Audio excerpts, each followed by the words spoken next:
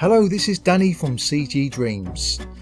In part 4 we're going to be doing an overview of what we've done so far, checking the rig, altering anything that we may want to fix or change.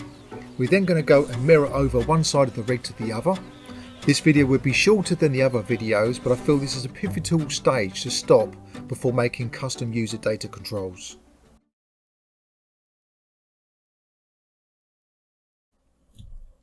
Welcome to part 4. Part 4 is where we're going to be checking our rig over, giving an overview of what we've done so far. Well done for getting this far. This video is a pivotal point where we can stop, check and overview what we've done. Now my rig may look slightly different to your rig, and that is only because I've changed some colours that weren't yet done. So you can see here when I select these, I've coloured them all yellow, and these are our poles. So I've gone and selected all of the poles, gone to the Basics tab and then choose Display Colour Custom and choose my colour. I've done the same for all of the claws. I've done the same for other areas that just wasn't done yet. So on your rig they may appear to be white. I haven't done this one yet, so let's do that now. Custom. I'm going to choose red. You can choose any colour that you want. I'm now going to get all of the bones that are for the left hand side, and I'm going to colour them blue so it's easy to identify by their colour. The best way to do this is to go to the filter and select all joints. Now the joints down the middle we don't need to have selected, so we can deselect them with the control key.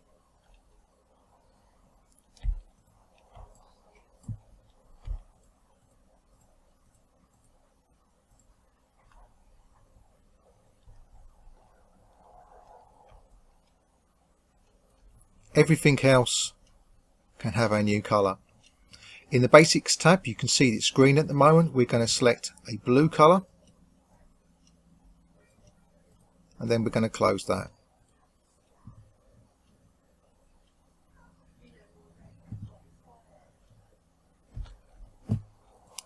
Select a bit more of a deeper blue, I think would be better. There we go.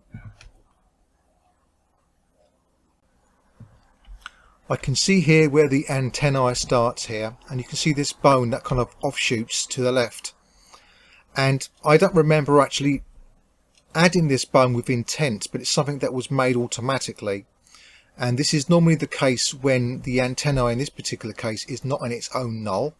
If it's put directly into the head bone, which I believe it was, this is why this extra bone gets created. Now the reason why this is important is because if it's not a left bone, it means it's not going to have the L underscore in its naming convention. So let's see if my theory is right in this particular case. So we're going to go over to here and press the S key, and you can see indeed that the head end bone here is actually showing off to the left hand side, and we don't want that to happen. And this is because of this bone here. So let's just select this bone here. You can see the antennae is in fact directly in the end bone for the head. So what I'm going to do is I'm going to select this antennae 0, hold down the shift key, and I'm going to create a null. Drag that null out and then drag all the bones into that null. The position of the antennae hasn't changed, but the difference is we no longer have that bone off to the left hand side. Then I'm going to just copy the name, put it into there and just take the 0 off. We can call it root if you like.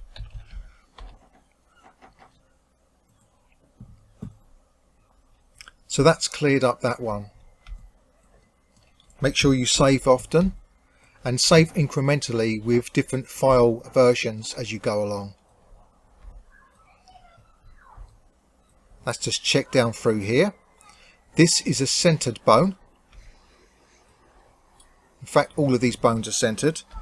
So I'm going to select these.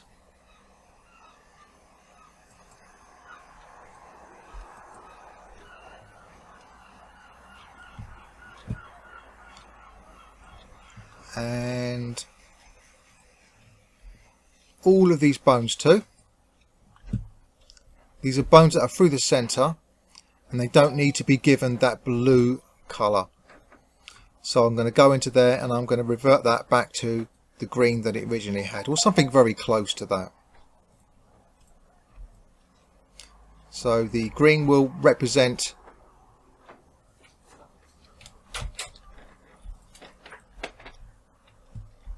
the bones that are centered.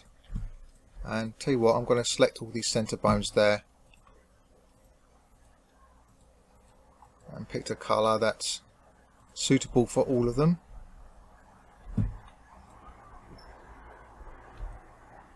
That's better. Then I'm going to save that. I'm now going to make sure that all of my joints are given this color for our layers. I'm going to change the layers color maybe at some point, but for now they're fine as yellow. Again, this is just a choice. The head bone should be yellow. Everything in here should be yellow. Okay, that's what we should be seeing with all the joints. And if you're not sure, you can go to the filter, you can double click and select all your joints.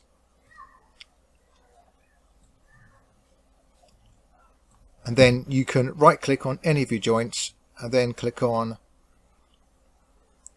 the layers, add to layer, joints, and if there's no joints that was selected before and in that correct layer, then they certainly are now. This way, when you hide the joints from your layers, you should see no bones whatsoever. Same for the controllers. If there's anything left, it's an indication that you haven't put that controller in there. So let's select that. See, there's a few things that haven't been put into the controllers. This here is a pole. I'm going to give it a color.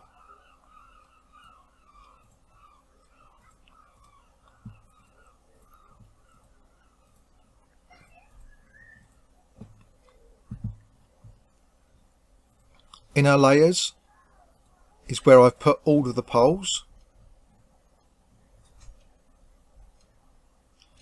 Now you can see here that some of those poles that I've done yellow are not actually there anymore, so it looks like they may have been put under the joints or controllers. I'm going to select these. I'm going to right click, add to poles, and they should all disappear.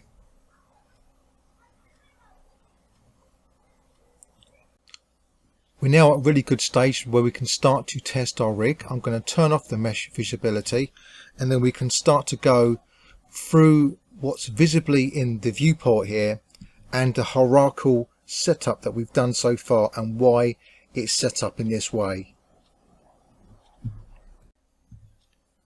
So when we've cleaned up our scene, we should be at a stage where all we've got is one null or a folder. I'm going to be referring to the null from this particular point onwards in this video as a folder. So we've got this folder which says B, and this is the name of the character. We have it like this so that everything is inside here, so should you have multiple characters in your scene, they're all going to contain all of their own files. When we expand this, we've got two items in here. We've got another folder or null, and this contains our meshes. All of our meshes are within here, and they're given this color layer, which is assigned to the layers in our layer tab here. This is so that we can turn our mesh on and off at ease. Within the root is where everything to do with the rig is involved. So in here we've got all of our controllers. All of the controllers are things where we can select on the viewport in order to control the joints, or they're controllers made by nulls in which they're primarily invisible to us, but they're still acting as controllers behind the scenes. In either case, Within the master controller we have a series of controllers, and they are as follows. We've got the body controller. The body controller is the main controller in which moves all of the upper body, including the base of the legs. And this gives us this effect, as you can see here.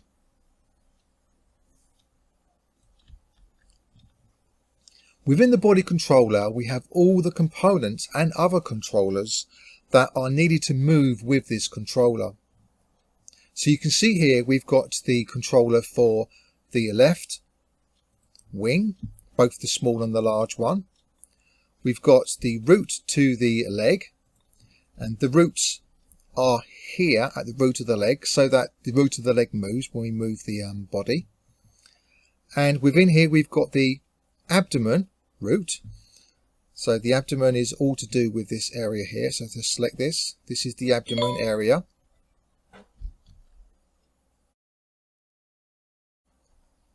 This is the abdomen area. And then we've got the head, which obviously needs to be moving along with the rest of the thorax. So that's why we've got that like that. Now within inside the wings, we've got the IK controls for the wings and the poles for the wings. And that's because they actually belong together and they need to move together. And this is something that you're going to see throughout when it comes to anything with IK. The root controller is always going to have the IK within it and the pole within it, so they all move simultaneously. We've got exactly the same thing for the large wing.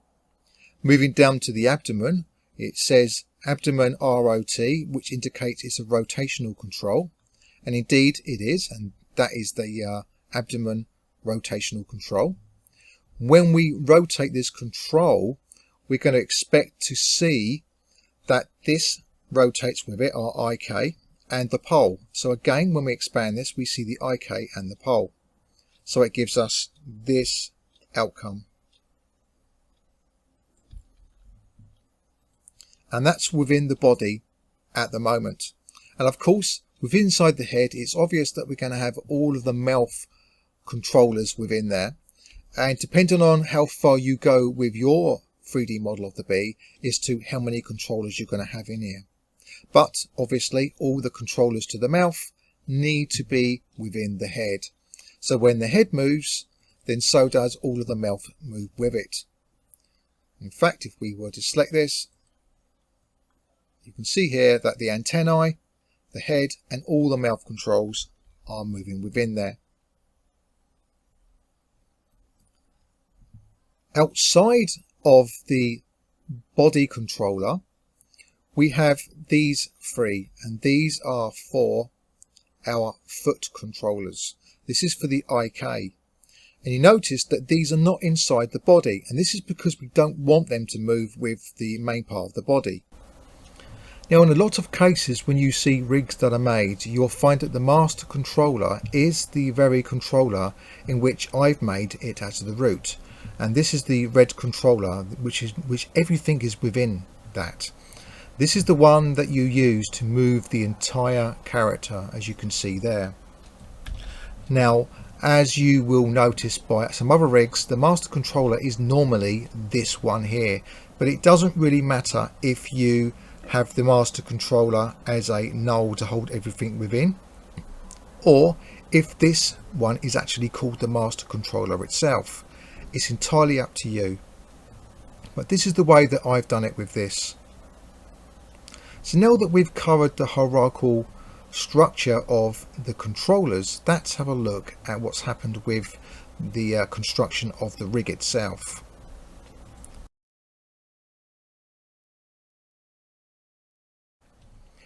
Everything within the rig is going to be bones, or joints that make up bones.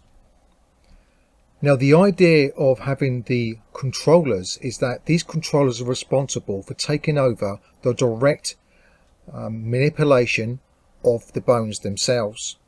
If we want to rotate a joint, then we do it from a controller rather than directly on the bones. And this is because the bones are going to be right in the center of the geometry. and it's very difficult to select the bone that you want when you've got the geometry surrounding it. Also, for the aesthetics purposes of this, it's ideal that you don't even see the joints at all, and all you see for your final rig is your controllers. This makes it much more better for the animator to animate your character.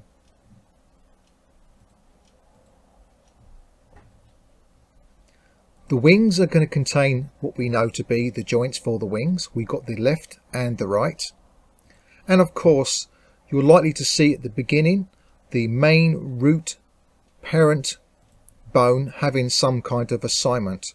So in this particular case, the assignment that it's given is a parent constraint, which has been given to the root controller, which in this particular case will be one of these. So this is for the wings. So this is what takes over the rotation of all of these joints from this parent.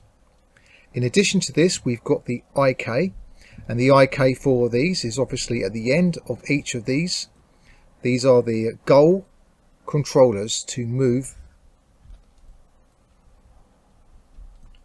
our wings, so we can bend them up like that. Of course, within the IK, we've also got our pole. This is so that we can not only keep it bending the correct way, but we also have this control to actually rotate it. So when we've got it bent, we can also rotate this like that to position it better. We've also, within our IK control, enabled, or have enabled at when we need it, the dynamics. And we would already have had the dynamics set up so that they rotate the joints ideally for the type of flapping that it's going to be doing. So this is something that you would have done by now or need to do to set everything up so that we've got dynamics. And that's really it for the wings. The same thing goes for the small wing and the large wing. Note that everything has been named accordingly, with the left underscore indicating that it's actually a left joint or set of joints. And this is something that we're going to see all the way down here. Now we've got the three legs. We just focus on these.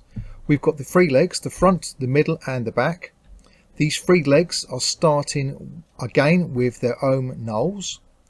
And let's just have a look at the front leg here. We will expand this and you'll see that we've named all of the joints accordingly to their anatomical name, all the way down. And their structure is as we planned in our video tutorial for dealing with this structure, where we've got the correct hierarchical setup for these joints. We've got the main root joint. As you would expect, it's been assigned by a parent constraint to a main controller. This main controller in this particular case is a controller that's invisible to the eye, but it's a controller that enables us to allow the body controller to move everything. Within the body controller, we've got the front, mid and back roots, and these are the controllers that are assigned to the first bone for the front, middle and left legs. So that is what this parent constraint's for. Then of course we've got our IK tags. We've got one for the main leg, which is going to go from, we just select this, from their trochanter all the way down to here. And then we've got another IK set up from here down to the root joint there. That's how we've got things set up. In order for this joint to be able to rotate, we've got another constraint. I'm going to expand this. Select this constraint. It's called a transform constraint. And this transform constraint has been assigned to this controller. and this controller is going to be given permission to allow it to not only act as a IK controller, as you can see here, but it's giving you permission to rotate the joints as well. And that is what this controller is all about. It's about giving it rotational control to this joint here, the one we selected here. And this is exactly the same all the way down for every single leg, the front, the mid, the back. Moving on to the thorax, let's expand that. And we're going to see a very similar thing here with the thorax.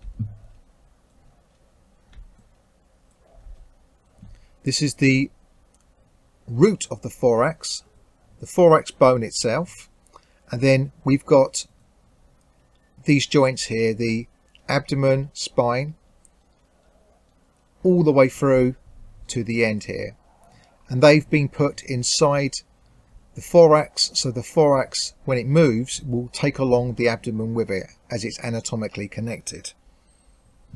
Again, as you would often see, we've got an assigned parent constraint. This is going to the main body controller, and that is what this is here. And then we've got a constraint, another constraint on here, and this is set to the rotational controller for the first joint, which is here, and that enables us to rotate it. You can see there, that's for our abdomen. So the thorax is assigned to that, and the abdomen is assigned to that. And then of course we've got our IK tag on there, which is giving us the pole for the abdomen. So that's pretty straightforward. And then of course, last but not least, we've got the head, which is actually part of the thorax, hence why you can see here the link is going right up to the thorax. So the head is a child of that, and within here we've got a set of joints in their nose that are responsible for the whole mouth area. Within the mouth area we've obviously got a set of controls in here, and for the purposes of demonstrating this I'm going to turn the mesh back on. So this, for instance, is a controller to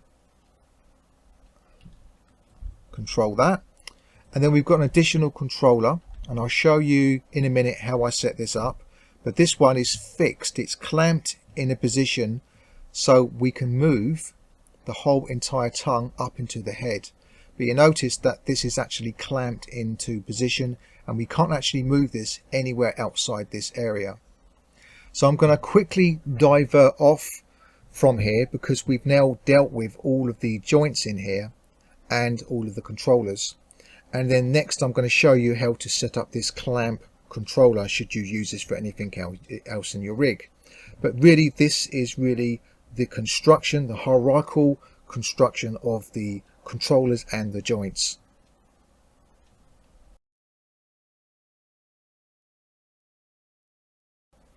In this video we're going to be looking at how we can set up a bounds clamp constraint, and to do this I'm going to go in a separate scene.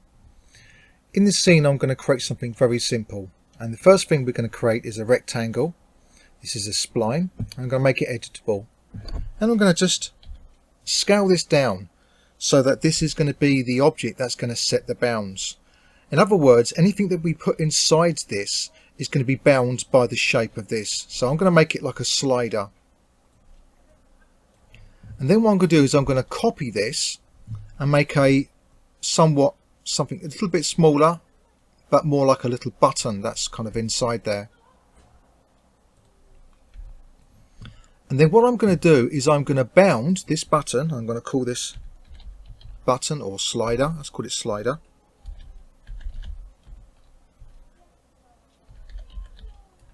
That's our slider.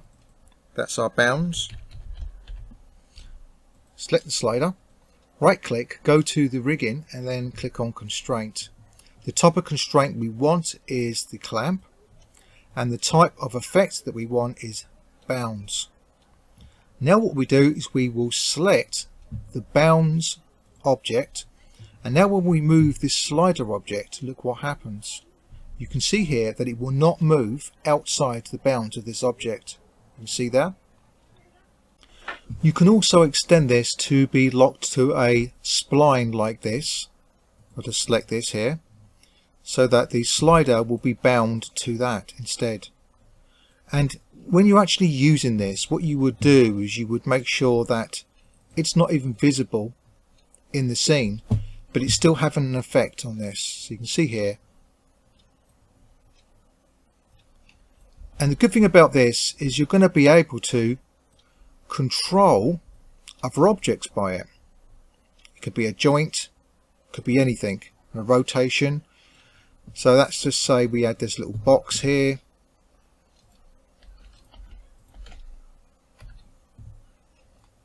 Move this out the way there. And then we say, according to this slider, let's take it down to its lowest position here.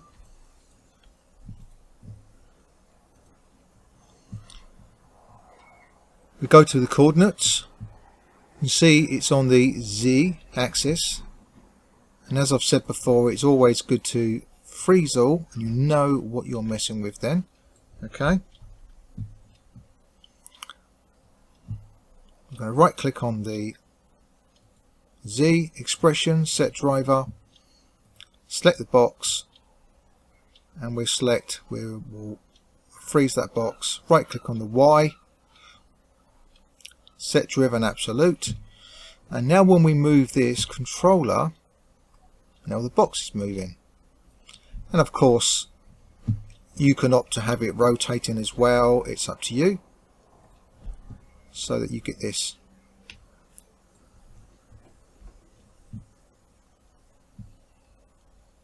I didn't want to do that, I wanted to do that on the cube.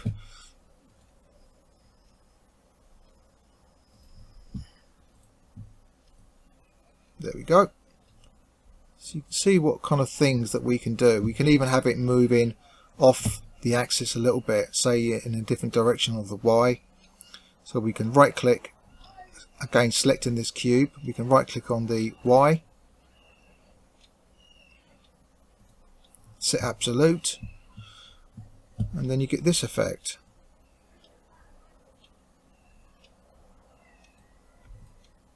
Of course this can be animated.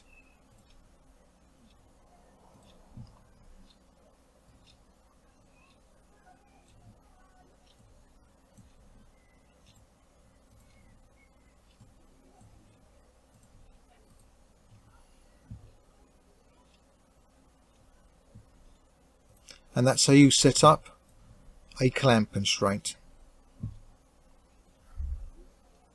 And of course it's got other applications such as driving morphs from a 2D vector controller.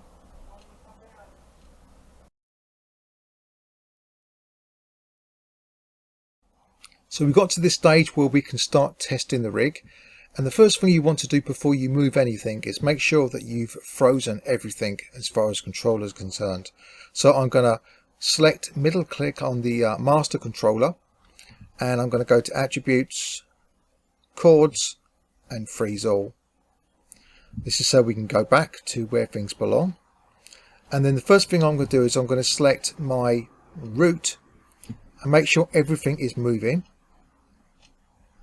This sometimes can be called the master controller. So that's working fine. And now I'm going to select the next one down from that inside the master controller, which is the body controller. And this should move everything. You can see here that the wings are actually not moving. So that's just reset the transforms for that. And if I remember correctly, the wings, these controllers here for the wings, were set up so they only deal with rotation. So all we have to do to fix this is select the bone, there's the S key, and we go to our constraint, and we will see that the constraint is only set to control rotation. So we just need to enable position. We do exactly the same thing for the other rig. Press the S key, we'll go to that, and we will enable position, so that when we move everything up, it allows the position to also move with it. So now we can go back there, click on this, and now everything is moving as it should. Okay, that's good. Just double check and make sure everything is working as it should. The next thing I'm going to do is I'm going to go to the abdomen. I'm going to rotate, make sure that the abdomen joints are rotated as well as the IK and the pole. And we reset that position again. That's working great. We select our IK and make sure that our pole is working. So both of them two are working. We can reset those. We're going to go to the head, and for the head everything should rotate that's connected to the head, which is the mouth and the antennae. That's good.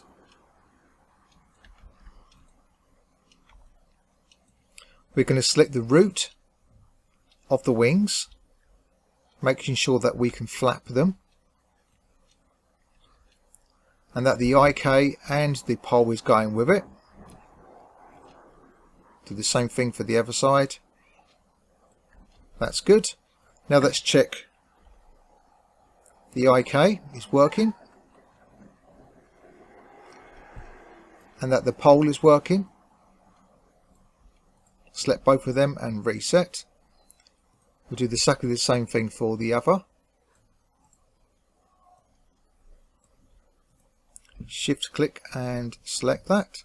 That's working great. Now we go down to the legs. We select the leg IK. We have a look around it and make sure it's working fine. We select the leg IK pole. That's working great. We will reset both of those, and then we will go and look at the other IK, which is at the foot end. So that's this one here. This is the claw, and that's working absolutely fine. And again, we move our pole, select both of them and reset them. We do exactly the same thing for the other two legs.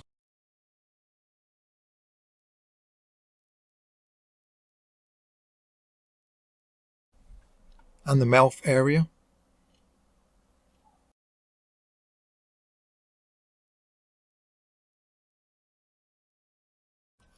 Select the master controller, reset, transform for everything.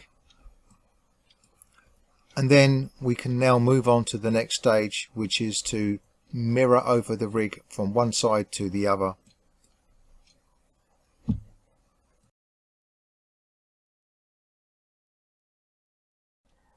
This is the part where we're going to go ahead and mirror everything from the left side to the right side. But before we do this, I'm going to select the middle mouse button, the rig, everything within it, and then freeze all.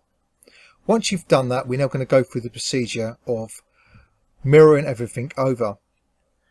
Now, because we spent the time to make sure everything's named correctly, we can now use our search filter up here to make sure we select everything to do with the left hand side. So what we do is we type in L underscore, and we're going to select absolutely everything that has got the L within there. So we're going to select everything from the top to the bottom, and then we're going to put it all over to the other side. Now the reason why you're selecting everything is because with the mirror tool there's been some problems that I found, and I'll explain as we go through it. So to get to the mirror tool, it's in the character tag. We click on mirror tool, and in the mirror tool settings we've got these settings that are set up to work from the left to the right. So what I want you to look at, I've got from negative to positive. I've got children selected, and in the options here, this is really important, the axis that you may have had it before may be on something like rotate. This causes nothing but problems. What it does is it stops the from being a precise mirror from the left side to the right side when it comes to controllers and the poles. It may look as though it's done it, and then when you come to select these controllers, you'll find that they've got completely different axes on them, and it's not going to work for you. And I found this out the hard way. So what I want you to do is I want you to select the YZ in those settings like that. And there's another thing here that you do not want selected, and that is linked joints.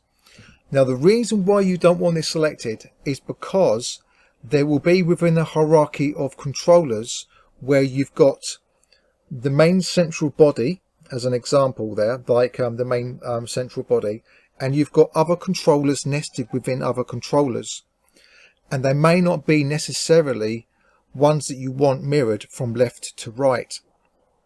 And what you can get is you can get a double lot of joints than what you actually needed, because it thinks that things are linked when they're actually not directly linked in any way. But just by having things nested in within a hierarchy of joints, like as I said, the center of the body here, it's got nothing to do with the left or right, but because it's all nested within the hierarchy of joints, or shall I say controllers in this particular case, what it can do is it can think that it is linked. And you don't want that happening. So this is why we've got that set like that. The next thing is going on to the naming here. We want to make sure that we want to replace everything that is L with R. Now for the fact that I've actually got that in there like that, it would possibly mean that I've got the direction different to what it should be. So I'm going to change this to that. Just got a hunch that maybe that's what I've done before. I maybe gone from right to left or left to right. So we're going to go with that, and we're going to go to the tools, and we're going to click on mirror. I'm going to just zoom out here when we do this. And as you can see, everything is mirrored over. It's good to check from the top view. You would see if anything's symmetrically off, anything that doesn't look the same each side, and I suggest you really do go in there and check absolutely everything before you continue. What you should also see is a duplication of these joints. We just take away this L underscore, we type in R underscore, and you should see all of these which say R, and we do indeed, and that is a really good sign. Now if we break down this one by one, deselect everything, we should see the body. Everything that has a left, there should be a right. You can see there, left, right, left, right, front leg, right leg. You can see here, that's what it should be like. The abdomen shouldn't have no left or right. The head should have no left or right, other than obviously when it comes to the left and right hand sides of the mouth. So that's the controllers. Now we will look at the rig itself. We should have the same thing going on here. We should have all the nulls included in this mirroring. So you can see here left small wing, and it should go like that all the way through your joints, other than the ones that do belong to the central position. Now that we've done this, let's go back to our perspective view, and now we can have a look at our full rig in its full glory, and we can now move on to start testing just to make sure everything is moving. So when we select this and we go up and down, we should see all of the legs doing what they should be doing. You see that? Our wings, in fact let's just grab our eye code for the wings. You can see there, that's good, and the other side, that's good. So I want you to spend a bit of time going through the whole lot, and before you go through the whole lot, what I suggest you do is go to your master controller, freeze all, and whenever you do this freezing, just make sure that nothing moves or out of position. It's just sometimes it can happen. and it's not a random thing, it's because of something that you've done that will make it shift. We select the rig, the entire rig, that's for the joints, and freeze all. And then once you've done that, once you freeze everything, then we should be in a really good position to then move on to the next stage. And just before we leave, what I want to do is I want to select everything that is right, R underscore, and I want to make sure that everything that's right as far as the bones are concerned with the filter, that we have them the red colour.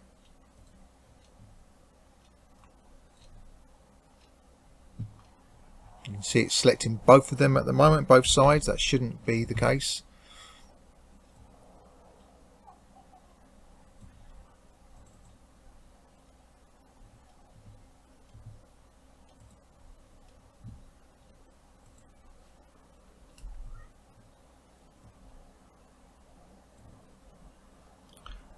Might have to select them manually by the looks of it, because the filter's selecting both the left and right.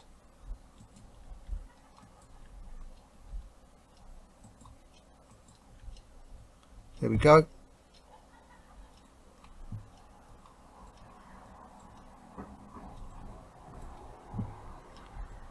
Now we've got the left and the right distinctively coloured differently as far as the bones are concerned.